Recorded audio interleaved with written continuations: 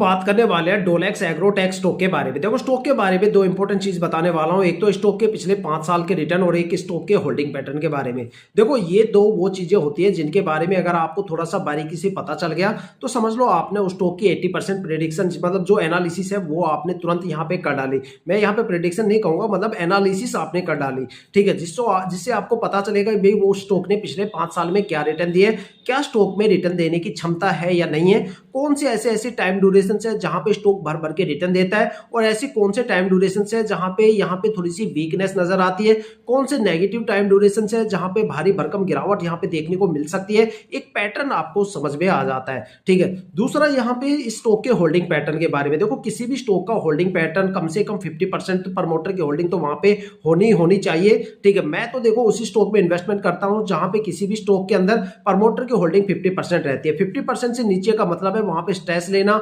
चिक वाली प्रॉब्लम लेना, ठीक है, और टेंशन वाली बातें हो जाना, क्योंकि वहां पे रिटर्न काफी कम हो जाते हैं। जिस स्टॉक में प्रमोटर की होल्डिंग 80-90% के आसपास होती है, समझ लो वो स्टॉक या तो जबरदस्त रिटर्न देगा और लंबे टाइम तक रिटर्न देगा और हो सकता है वो स्टॉक मल्टी बैगर भी बन जाए। जिस स्टॉक में एफआईआई की होल्डिंग सबसे ज्यादा रहेगी, समझ लो उस स्टॉक में गिरावट भी सबसे ज्यादा रहेगी, क्योंकि फॉरेन इन्वेस्टर्स का मतलब होता है, एफआईआई का मतलब होता है फॉरेन इन्वेस्टर्स, और फॉरेन इन्वेस्टर्स फॉरेन के अलग अलग मतलब इंटरनेशनल मार्केट में काफी जगह पैसे लगाते हैं, तो उनको पता होता है कि भाई इंटरनेशनल मार्केट में कहां पे किस किस वजह से गिरावट हो रही है, और सीधा सा बात है कि भाई इंडियन स्टॉक मार्केट में भी गिरावट इस चीज पे होगी। तो जब मार्केट में गिरावट का सिलसिला शुरू होता है तो सबसे पहले एफआईआई वाले बिकवाली करके निकल जाते हैं, और जिस स्टॉक में एफआईआई की बिकवाली ज्यादा होती है वहां पे गिरावट भी ज्यादा होती है, और वो होती है कि जिस स्टॉक में एफआईआई की होल्डिंग सबसे ज्यादा होती है, ठीक है। तो हमेशा प्रमोटर की होल्डिंग पे बिलीव करो, क्योंकि प्रमोटर की होल्डिंग कंपनी के साथ खड़ी रहती है और प्रमोटर लॉन्ग टर्म तक चलते हैं और वो धीरे धीरे करके अपनी होल्डिंग को रिलीज करते हैं। और जहां पे प्रमोटर की होल्डिंग खत्म हो जाए, जैसे डिलीवरी स्टॉक में है,